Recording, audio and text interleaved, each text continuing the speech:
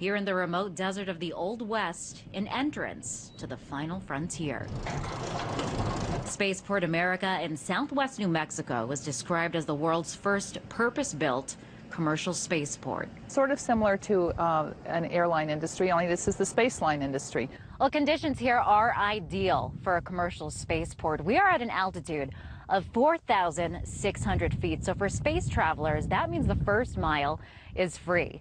As you can see, it's a very remote location with a low population. And over the San Andreas Mountains is the White Sands Missile Range. So that is where the U.S. Army test launches missiles, making this location one of the only places in the U.S. with a flight-restricted zone. So far, the spaceport's main tenant is Virgin Galactic.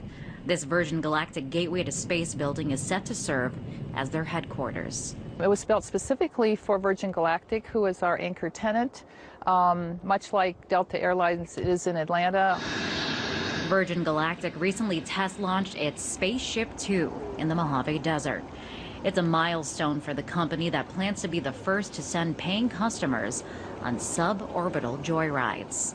Their passengers are going to have quite a ride, and they'll be able to experience weightlessness at that altitude, take off their seatbelts and float around a little bit. So it's going to be really quite an experience. The price tag for the out-of-this-world experience, $200,000.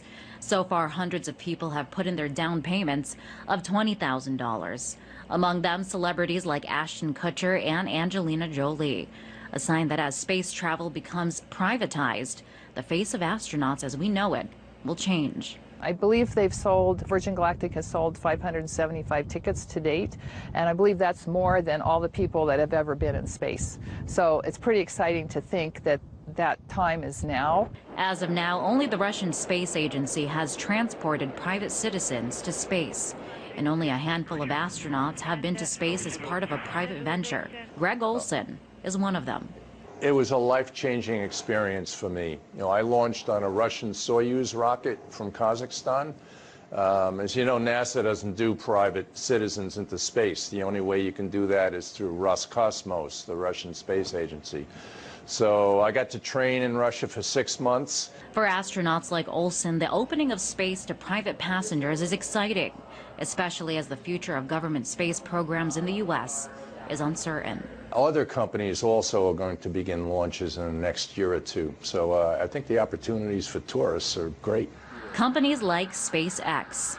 Early March, they launched their Dragon capsule capable of sending 7 people to a space station.